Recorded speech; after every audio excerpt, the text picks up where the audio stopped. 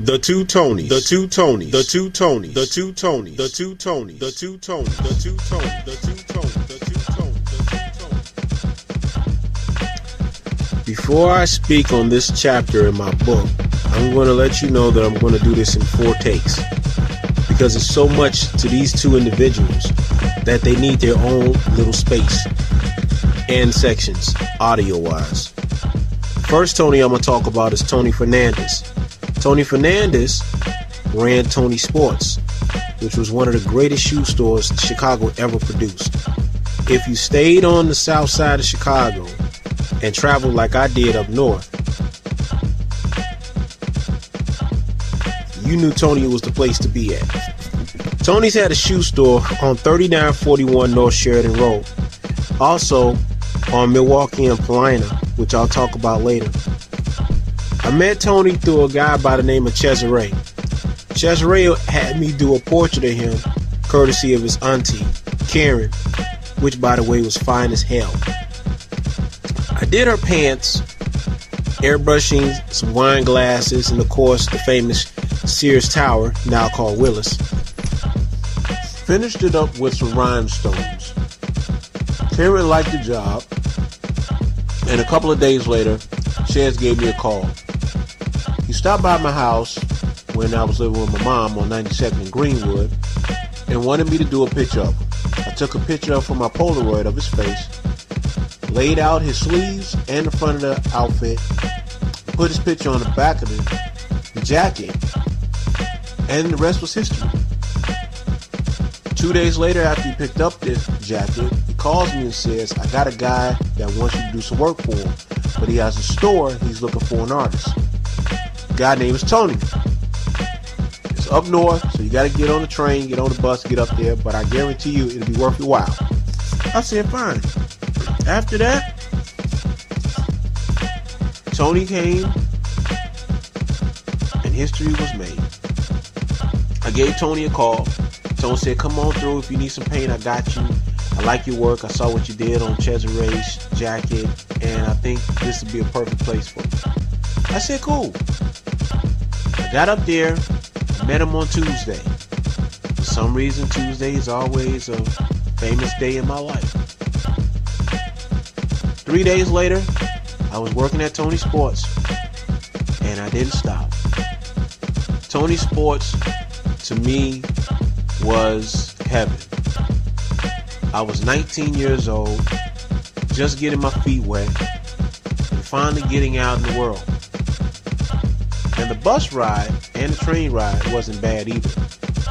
You go down towards the north side, you get to see all these famous spots. Most of the spots that I passed through, a lot of people have done movies there. Chuck Norris, Steven Seagal, known for being up north for their movies. Also, a lot of celebrities would come by the store as well. We were right up the street from Addison.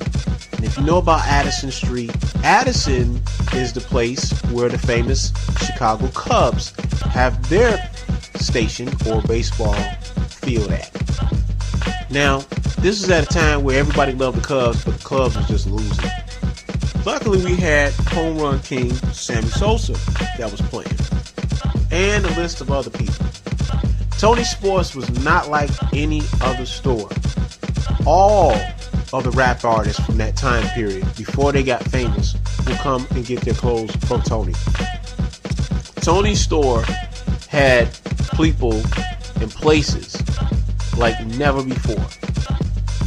It started off on one floor. Before it was done, he had a second floor, a basketball court, graffiti from all over that was paid for by the shoe companies. And not to mention, he had 3 areas in the store that Nike, Reebok, and Adidas paid for to get rebuilt, restructured, and to have only their shoes in those sections of the store. You can imagine now who paid the most. Then there was the characters at Tony Sports. I call them characters because everybody had their own personality. Some of the main characters, if you will, were Diego, Shannon, Big Tone, Mario, Nana, who is Tony's wife. Tito was the old man. The UPS guy, whose name I can't remember right now. Then, as the years progressed, we had go-getters like B.F.L, which was a main moneymaker in that store, or a main salesman. Rico, Jamie. We even had characters named Buddha or Bud. They had a couple other people that came in too that made the store famous. Tara from Jamaica, Queens, who I had a crush on. And a list of other people that was there as well. Tone had one store going and decided to open up a shop in the Cabrini Green area when there were still projects there. He opened up in 93. Now, when this store opened up, it was a huge success. Literally, the whole entire Cabrini Green would come shop at that store. Most of them would go to the main store as well. But if you knew Tony, Tony was the man for all the deals. So everybody loved Tone. Tone had so much respect at the Greens, or in the Greens, that I remember when the Bulls won their second championship, that somebody decided to take a car and run it through Tone's store, and they took everything out the store. Less than 48 hours later, after Tone went there and talked to all of the gang leaders that were running the Cabrini Greens, mostly all of the materials that were stolen came back, and a new bond was formed. I never knew how much respect people had for Tone. Tony's store went from a store that was making barely $150,000 a year to a multi-million-dollar empire with several stores in Chicago. The only store that I would say competed with Tony was City Sports. But what Tone did created a legacy. I don't think any other shoe company invested that much money into making that store what it is. Even the graffiti artists that came out got paid well. I really wish I was into my graffiti.